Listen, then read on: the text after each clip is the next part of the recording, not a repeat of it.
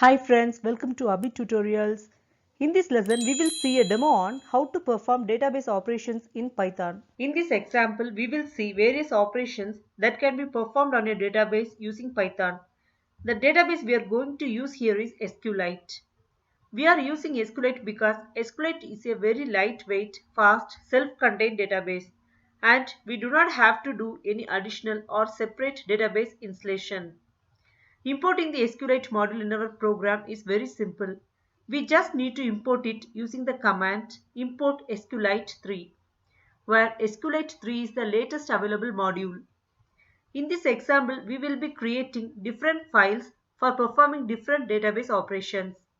The foremost file we are going to create is to create an empty database within our working folder.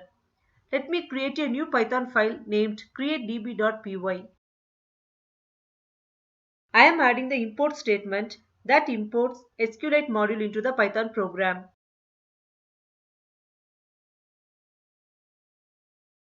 SQLite 3 consists of several built-in functions that will help in performing database operations. To establish connectivity to a database, we will use the connect function of SQLite 3.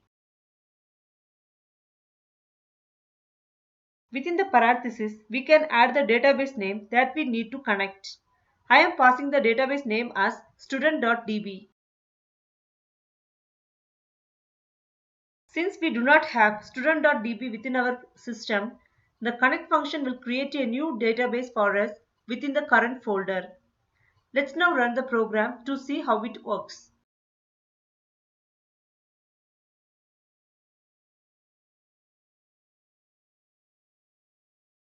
As you can see, student.db is created successfully within the current folder. From the next run onwards, a new database will not be created.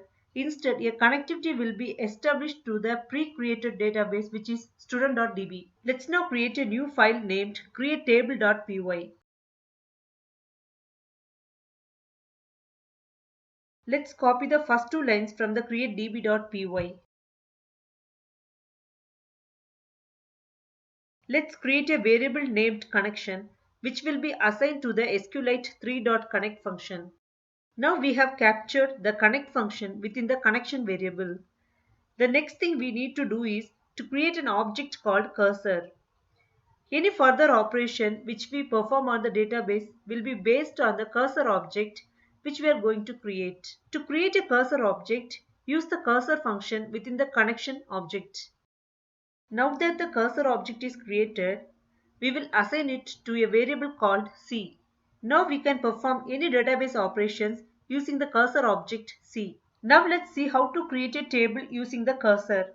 Cursor has a built-in function named execute. The execute function can take in any database query as a parameter. In our case, we have to create a table. So we will add the query to create a table within the execute function.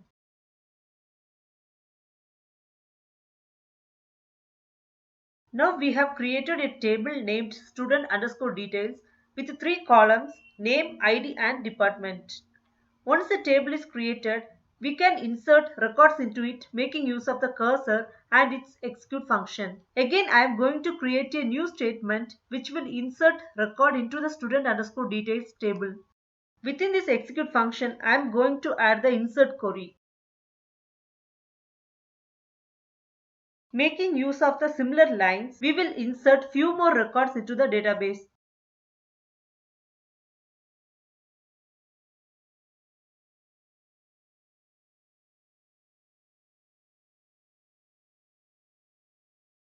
Once we have written the execute function to insert the record into the student underscore details table, we will call the commit function of the connection object to commit the actions. As a last step, we should close the connection by using its close function. Let's run the program now.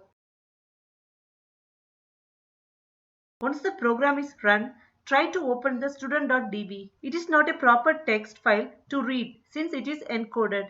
However, you will be able to see certain information as highlighted, which means that the create and the insert operations has been executed successfully. Now let's create a new file named readtable.py to read the records from the student underscore details table. Let me copy the first three lines from the previous program. Similar to the previous program, we can make use of the execute function of the cursor to read from the student underscore details table. Within the execute function, we will issue the select statement to read from student underscore details table. Now we need to create a list variable to capture the result of the previous select statement's execution. Create a variable named L1 and we will assign it to a function c.fetchAll.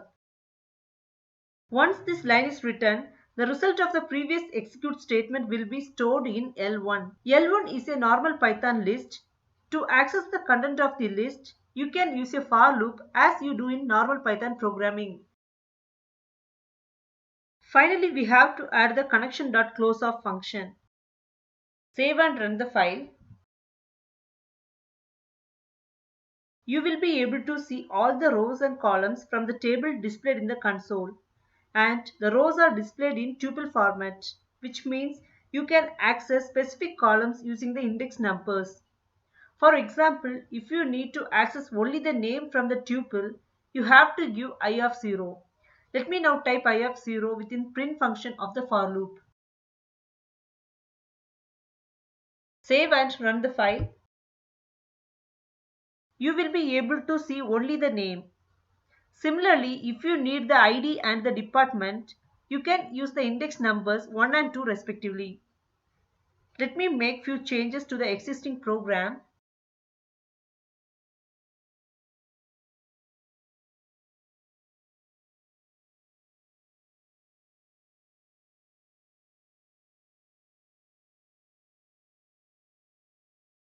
Now I have given the individual columns in separate lines. Let's run the program now. Now that we have seen up to read from a table, we will now see how to update an existing record in the student underscore details table. Now that we have seen up to read from a table, we will now see how to update an existing record in the student underscore details table. Create a new file named updatetable.py. As usual, we will copy first 3 lines which corresponds to import, connect and cursor from the previous file.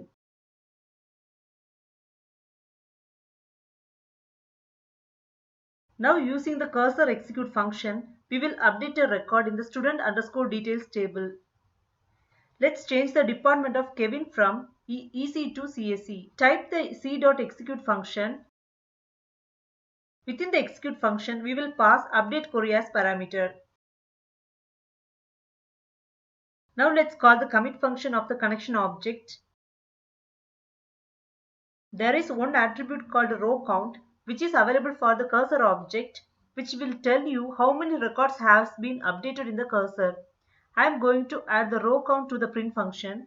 Let me add a text to it to describe how many rows has been updated since the update statement is executed. Finally, let's close the connection using its close function. Save and run the file. As you can see, the program shows total rows updated as 1 since we have updated only one record. Now let's go back to the readtable.py file to check the updated record. Run the readtable.py. You will be able to see the Kevin's department is now updated to CSE. Delete function is also similar to how we have written the update program. Copy the entire updatetable.py to a new file named deleterecord.py.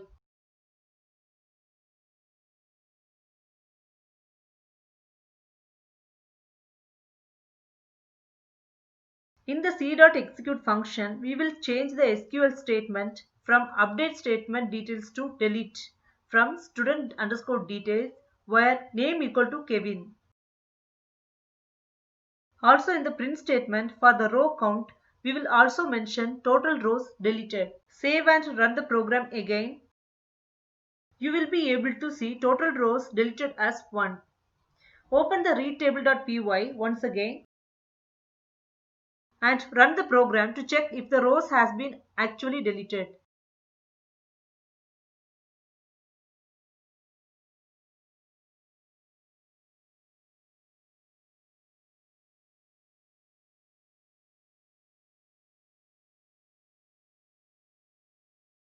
As you can see in the console, the record corresponding to the student name Kevin removed from the table.